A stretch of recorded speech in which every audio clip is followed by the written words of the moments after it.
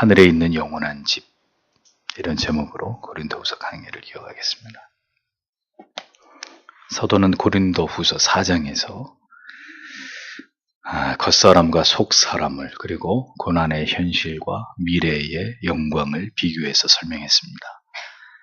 부활과 영원한 나라에 대한 소망에 대해서 언급한 이후에 이제 장막집과 그리고 영원한 집, 영원한 하늘의 집의 비유를 통해서 유한한 현세와 영원한 내세의 삶을 또다시 대조시키면서 그 의미를 드러내고 있는 모습을 볼 수 있습니다.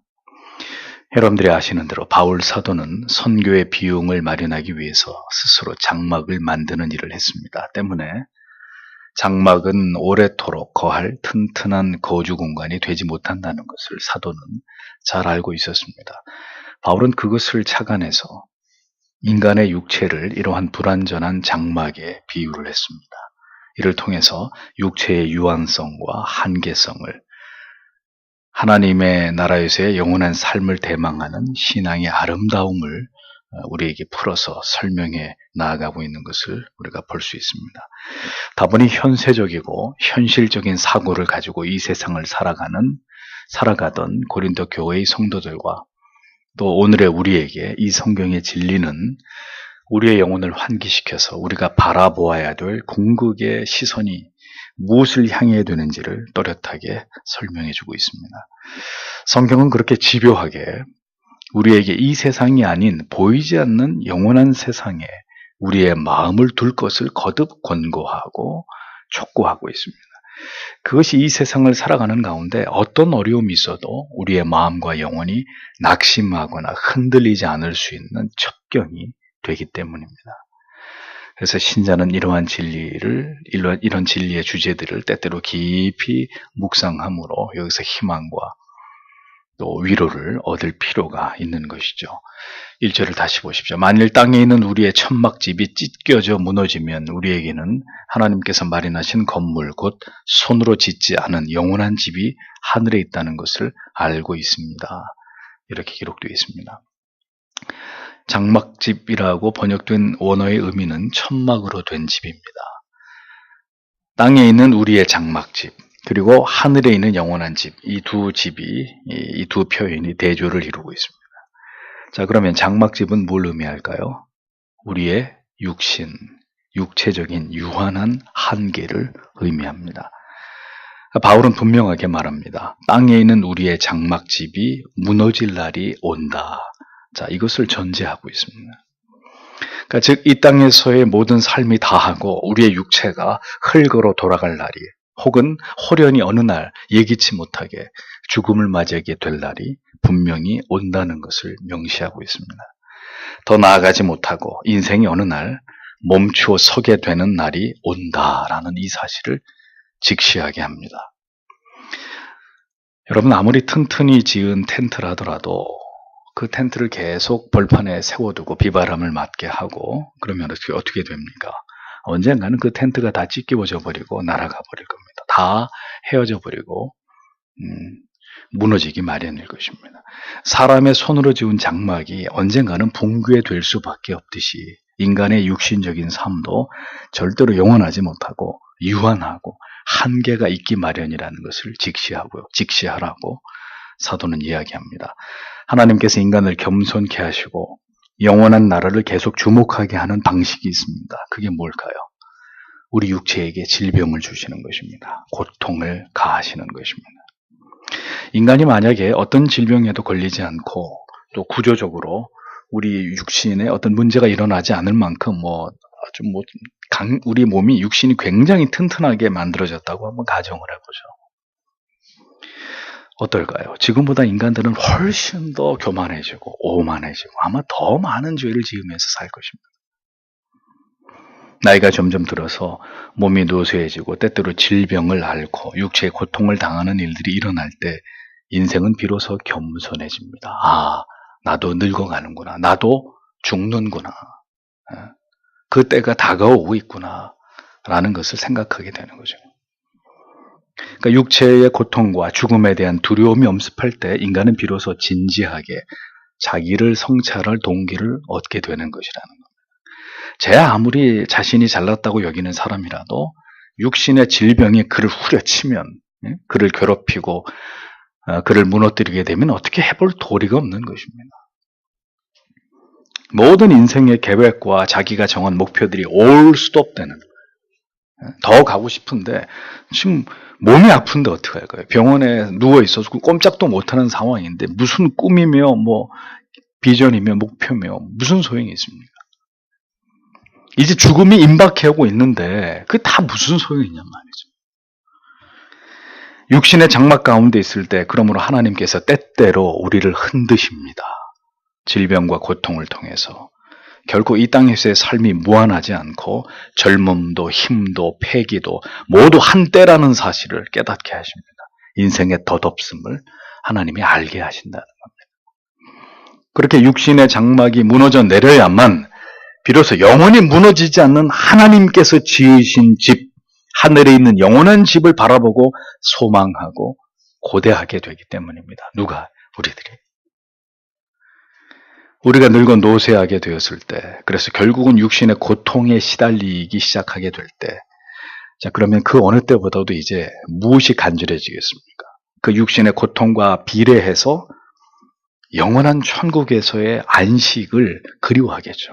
더 고통스러우면 더 고통스러운 만큼 더 빨리 주께로 불러달라고 하는 그런 기도가 절로 나오지 않겠습니까?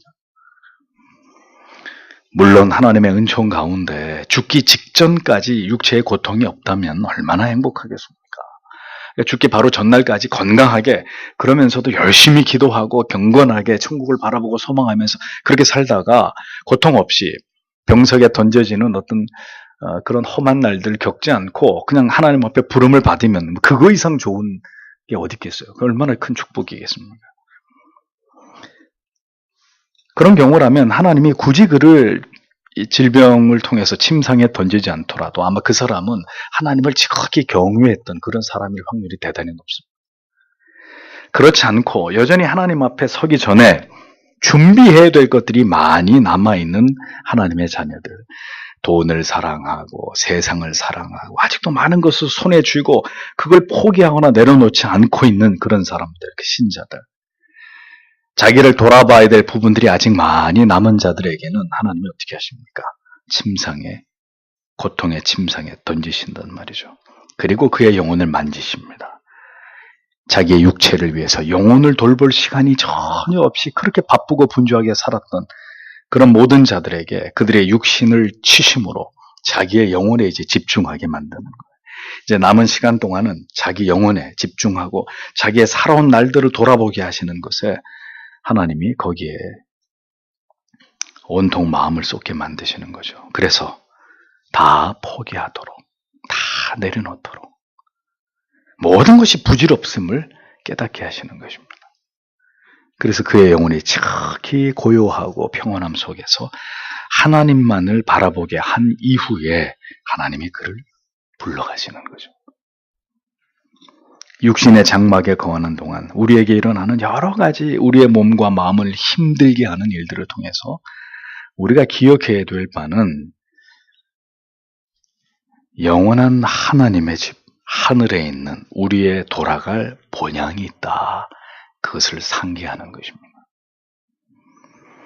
그래서 여러분 점점 이 세상의 소망이 사라져갈 때, 세상에서 점점 우리 마음이 이렇게 멀어져 갈 때 낙담하시기보다는 오히려 감사하십시오.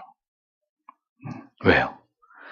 그래야 눈에 보이는 이 세상에 아무런 미련이 없고 기대하는 게 없어야 우리의 눈을 들어서 어디를 바라볼까요? 영원한 나라를 바라볼 것 아니겠습니까?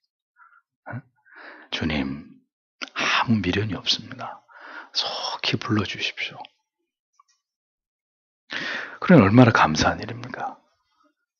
만약에 우리가 살고 있는 이 세상이 지상 낙원으로 변해가고 있다면 아마 저부터도 열렬히 하나님을 찾지 않을 거예요. 그렇게 열심히 기도하지 않을 거예요. 주님의 나라에 속히 날 불러도 그런 기도는 절대로 안 할 겁니다.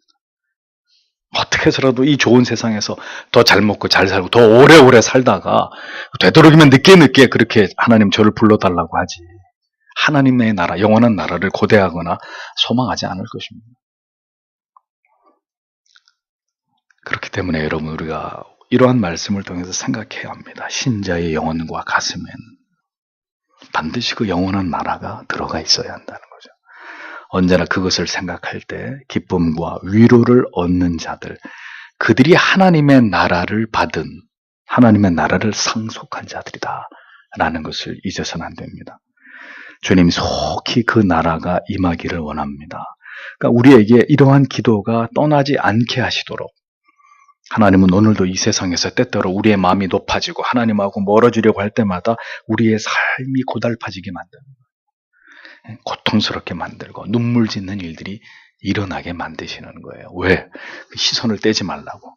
그 나라에 대해서 우리가 그 나라를 바라보고 응시하고 있던 그 시선을 거기서 떼지 못하게 하십니다. 그러니까 그런 일들이 있는 것이 은혜란 말이에요.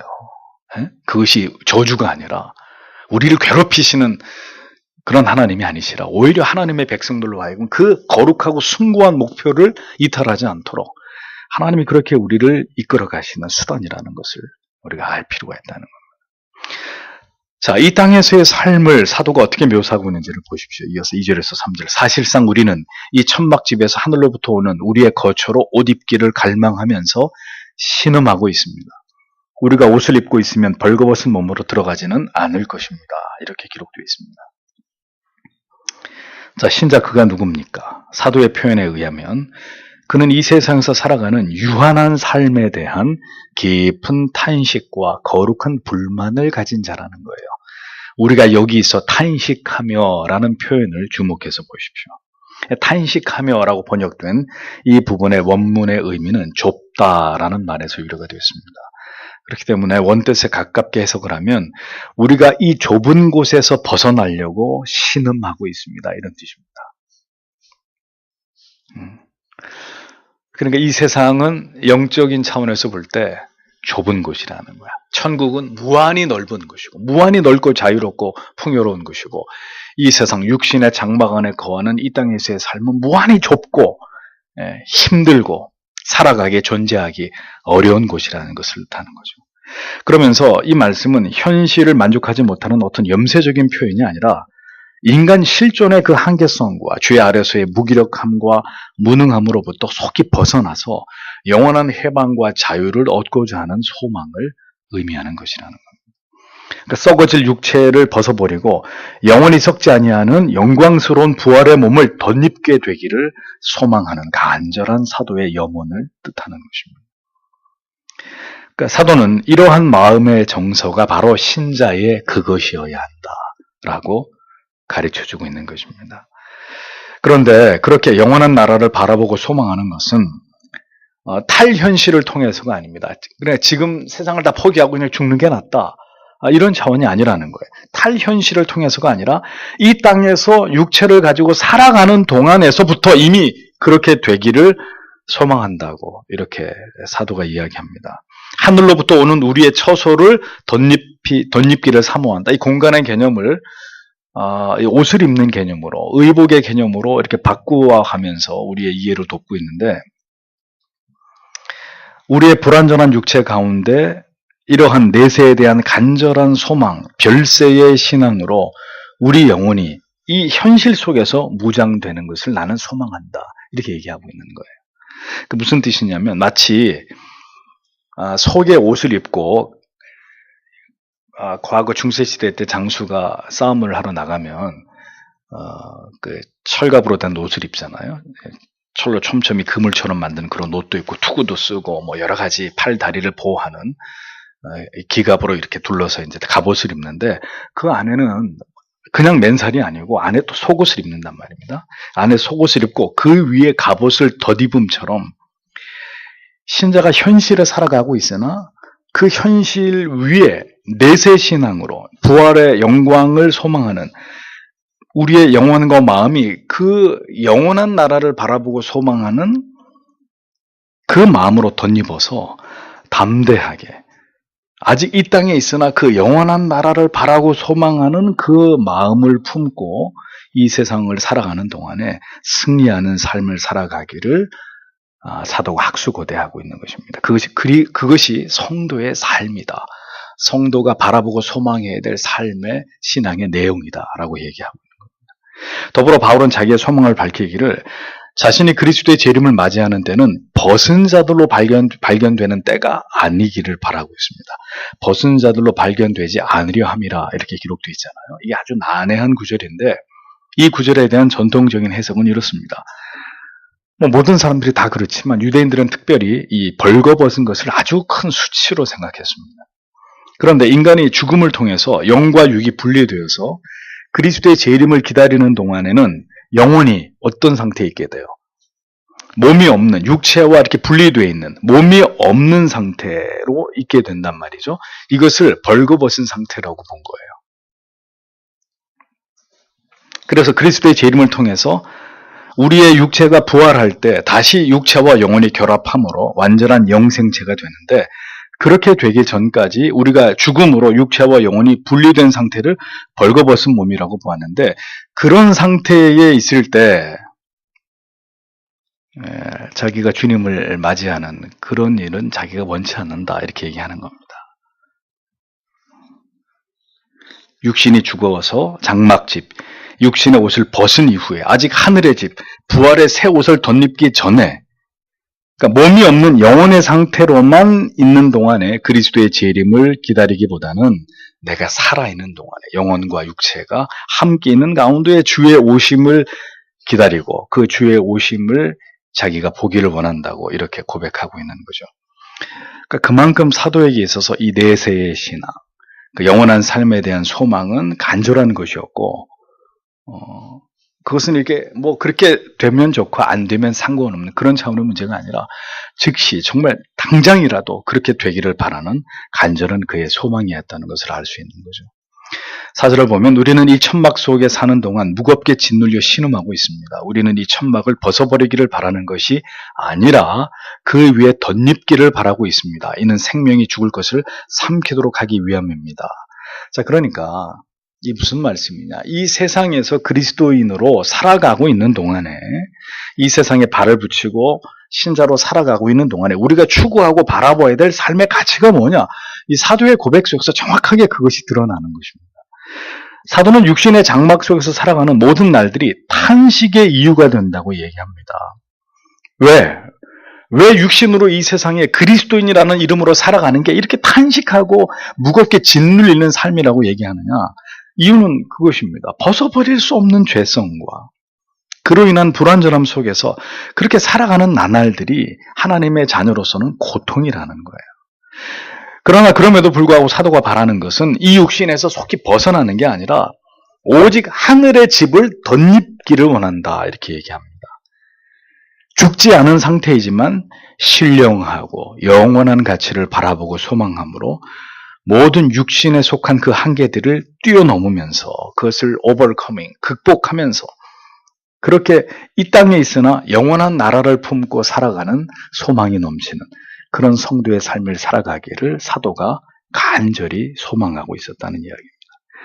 죽지 않은 상태라도 우리 안에 죽을 것이 영원한 생명에 삼킨 바 되어서 그렇게 살아가고자 함이 사도의 소망이었다는 거죠. 그러니까 영으로서 날마다 육을 제압하고 제어하면서 신령하고 거룩하고 성령으로 충만한 삶을 이 땅에서 살아가는 것이 사도의 바람이었다는 것을 알 수 있는 거죠.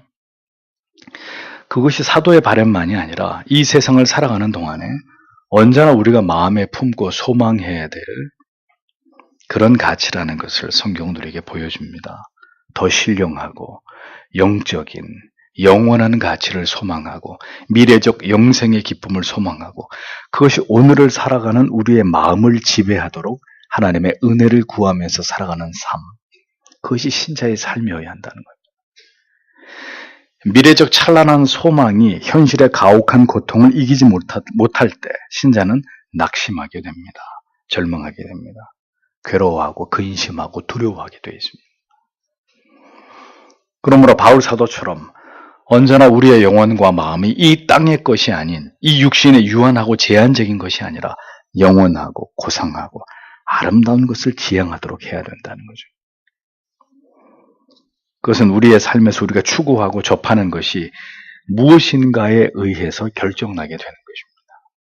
그러니까 예수를 믿는 모든 사람들이 육신 가운데 있으면서 전부 다 탄식하고 영원한 하나님의 나라를 옷 입기를 사모하는 것은 아니란 말이에요.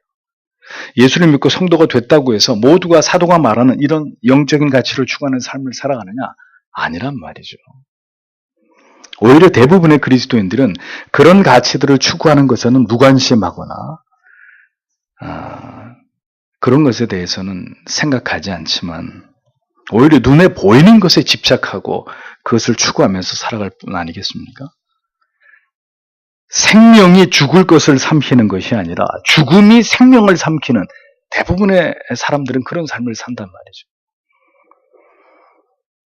더 경건에 이르기를 연습하고 우리의 지성이 진리의 말씀이 주는 깨달음과 감동 속에 더 천착하게 될 때 우리는 그 은혜가 우리에게 주는 거룩한 정서를 통해서 이 세상의 날들을 한탄하면서 삶의 모든 시간 속에서 하늘의 가치를 추구하면서 살아가는 것을 가장 보배로운 가치로 여기면서 살아갈 수 있는 것이라는 겁니다.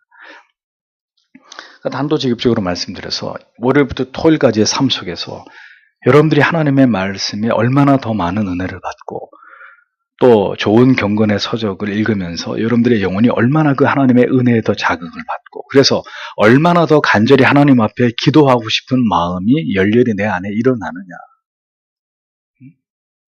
결국 그것이 영원한 것이 죽음을 압도하는 삶을 살아가게 되는 근본적인 어떤 동기가 된다는 거죠. 근데 우리의 이 땅에서의 모든 삶에 추구하는 것들이 그렇게 아름답고 고상하고 거룩한 것이 아니라 지극히 세속적이고 육적인 것들이라면 그러한 마음 속에서 영원한 생명이 죽음을 압도하는 그런 정서, 그런 능력이 나타나는 것은 만무하다는 것. 그러니까 그렇게 될 수가 없다는 거죠. 바울의 이러한 고백이 우리 영혼에 깊이 자극이 돼야 합니다.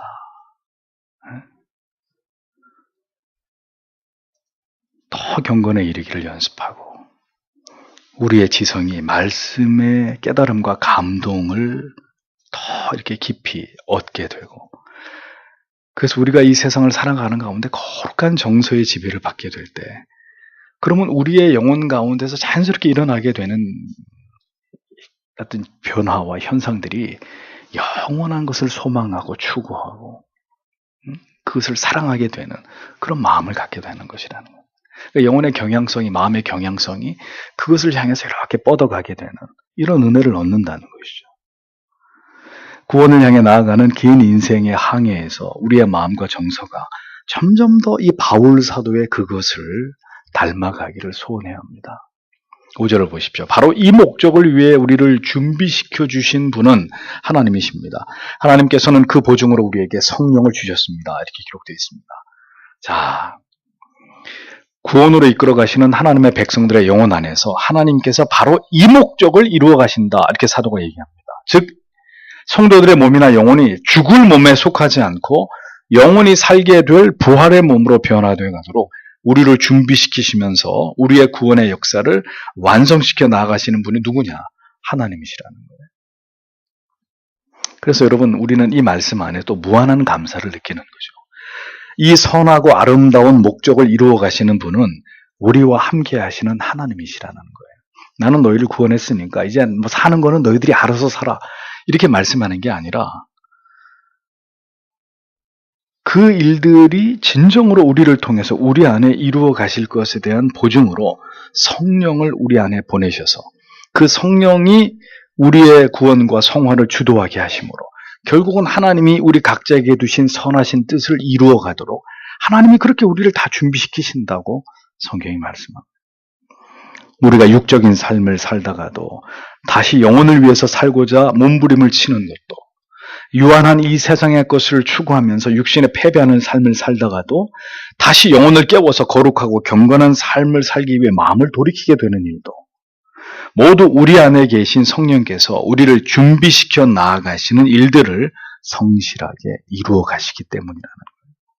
그게 내가 잘나서 되는 게 아니라 내가 내 의지로 힘으로 되는 게 아니라 다시 우리를 이렇게 세우시고 무너진 마음을 다시 붙들어 세우고 절망 대신 소망을 갖게 하고 낙심 대신 위로를 주시는 것도 하나님이 우리 안에 두신 그 약속을 이루어갈 것에 대한 보증으로 우리에게 성령을 주셨고 그 성령이 우리 가운데서 역사하고 계시기 때문이라는 것. 착한 일을 시작하신 우리 안에 시작하신 하나님께서 우리를 준비시키시는 그 모든 아름다운 일들을 우리 안에 하나님의 모든 약속에 대한 보증으로 우리와 함께 하시는 성령을 통해서 오늘도 우리 안에서 행하고 계신다. 이렇게 말씀하고 있는 거죠. 성령이 오늘도 그렇게 우리 안에 계시고 반드시 우리를 도우시고 그 길로 이끌어 가신다는 것을 그래서 신자는 의심해서는 안 됩니다.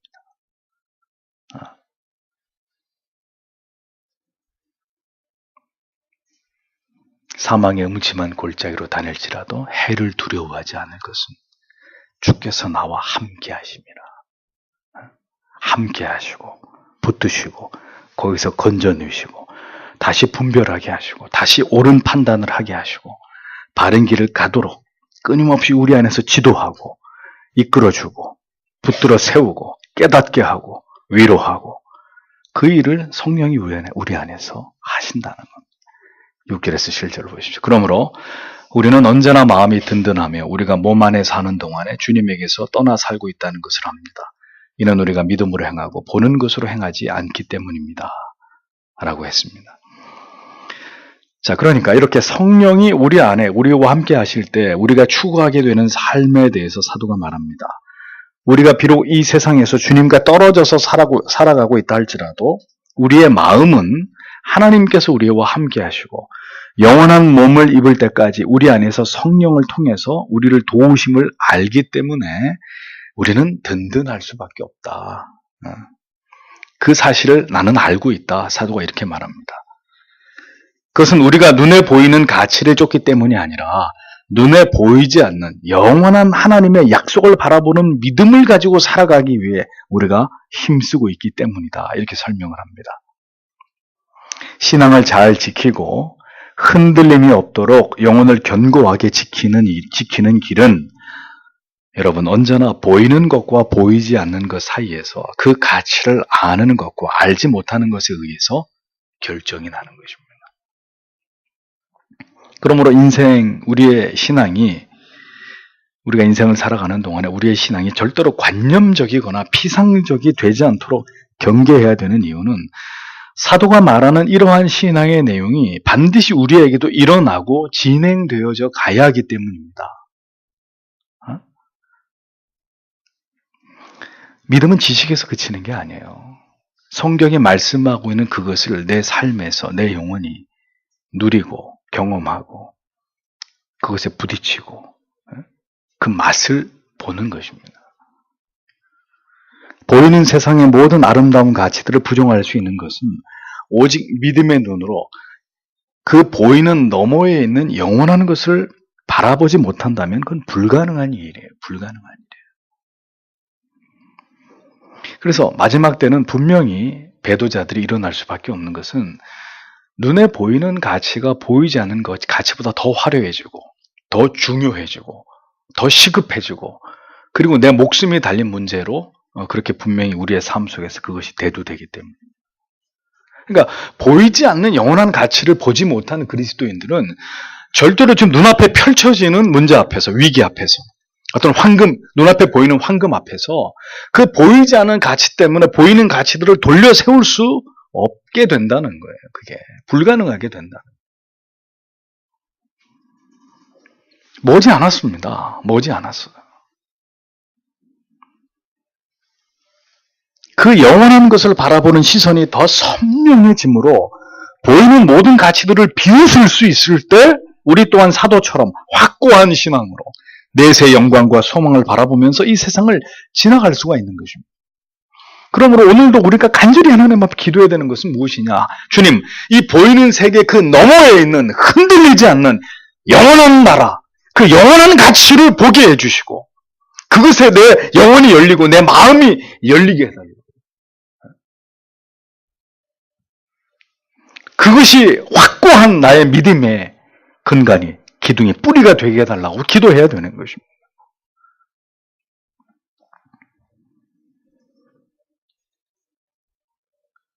헤어지고 싶지 않지만 헤어져서라도 꿋꿋하게 잘 살겠습니다. 그것은 언제나 제 마음속에 당신이 계시기 때문입니다. 사도의 고백을 들으면 이런 느낌이 들어요. 내가 지금 주님하고 떨어져 있지만 괜히 상관없습니다, 주님. 주님이 저와 함께 계시지 않아도 이미 주님께서 저에게 베풀어 주신 그 충분한 사랑과 은혜 때문에 주님이 그렇게 제 안에 계시기 때문에 주님이 물리적으로 제 옆에 계시지 않는다 할지라도 저는 충분히 넉넉히 그 사랑을 생각하면서 이 모든 어려운 시간들을 저는 넉넉히 기꺼이 지나갈 수 있습니다. 사도가 이런 마음을 가지고 지금 이런 고백을 하고 있는 거거든요. 신앙이 그런 거라는 거예요. 그 사랑 때문에, 그 믿음 때문에 이 세상에 있는 동안에도 열심히 최선을 다해서 주님을 위해 살고자 하는 그 마음, 그 결연함. 여러분, 사도의 고백 속에 그게 느껴지지 않습니까? 오늘 우리는 이 사도의 고백을 들으면서 우리의 믿음이 그와 같기를 기도해야 되는 거죠. 근데 자주 말씀드리지만, 근데 뭐가 있어야지 그럴 거 아니에요. 뭐 이 가슴 속에 뭔가가 있어야지. 뭔가 이렇게 사무친 이 가슴에 신비에 새겨져 있는 그 도저히 거부할 수 없고 부정할 수 없고 없다고 아니라고 말할 수 없는 그 무엇인가가 이 영혼의 중심에 있어야 그 가치 때문에 다른 모든 가치들을 부정하고 나는 이것 때문에 삽니다. 나는 이것 때문에 부정할 수 없습니다. 나는 이것 때문에 그 가치를 인정할 수밖에 없습니다. 내 목에 칼이 들어와도 나는 어떻게 할 수가 없습니다. 루터가 브롬스 의회에서 고백한 것처럼 내 영혼은 하나님께 사로잡혀 있습니다. 나도 나를 어떻게 할 수가 없습니다. 얼마나 멋있는 말입니까? 그럼 뭐가 있어야 될 거 아니에요. 영혼 속에. 근데 텅 비어 있어요. 그리고 수시로 세상이 들락거리면서 주인 노릇을 하고 있어요. 어떻게 환난을 감당해요? 어떻게 눈에 보여지는 화려함, 눈에 보여지는 두려움, 눈에 보여지는 긴박한 위기가 우리에게 엄습할 때 무엇으로 그 보여지는 모든 것들을 우리가 이겨낼 수 있겠냔 말이죠. 불가능하다고요. 제가 분명히 말씀드립니다, 여러분에게. 그래서 지금 우리가 이러한 소망을 품고 하나님 그것을 이 안에 담아달라고 기도하지 않으면 이제는 시간이 없어요. 수많은 회방거리들과 방해 요소들이 있고 우리의 마음도 올곧지 못해서 흔들리고 또다시 무너질 때도 있겠지만 우리 안에 두신 하나님의 그 뜻을 이루어 가시고 우리를 준비시키시는 하나님을 우리 안에 역사하시는 성령을 의지하면서 더욱 힘써서 믿음의 길을 걸어가도록 하나님이 오늘도 우리의 마음과 생각을 주관해 주시기를 기도해야 합니다. 보이는 모든 가치들을 비웃을 수 있는 보이지 않는 영원한 가치가 내 영혼에 아루새겨지기를 여러분 기도하셔야 됩니다. 소망 없는 세상입니다. 여러분이 영혼이 빛나는 곳을 바라보지 못한다면 앞으로 끝없이 낙심하고 끝없이 두려워하고 끝없이 염려해야 되는 불안해서 살아갈 수 없는 그런 세상이 그리스도인들에게 불신자들은 해당 사항 없어요. 저 사람들은 그냥 마음대로 바람 불면 부는 대로 물결 치면 치는 대로 그냥 자기의 목숨들을 구걸하면서 살면 되는 거예요. 어떤 세상이 오든. 그러니까 저 사람들한테는 해당 사항이 없는 얘기예요. 우리 그리스도인들에게 해당되는 얘기예요. 하나님께서 우리의 마음을 지켜주시고 붙들어 주시기를 사도가 말하고 있는 그 믿음, 사도가 고백하고 있는 그 구원의 내용, 그 하나님에 대한 인식의 깊이, 이제는 하나님 그것을 우리에게 주시기를 우리도 그 시대 사도처럼 그런 마음으로, 그런 정서로, 그런 고백하시고 하나님이 섬길 수 있도록 우리의 영혼을 하나님께서 사로잡아 주시기를 여러분 깨어서 기도하셔야 될 줄 믿습니다. 기도하겠습니다.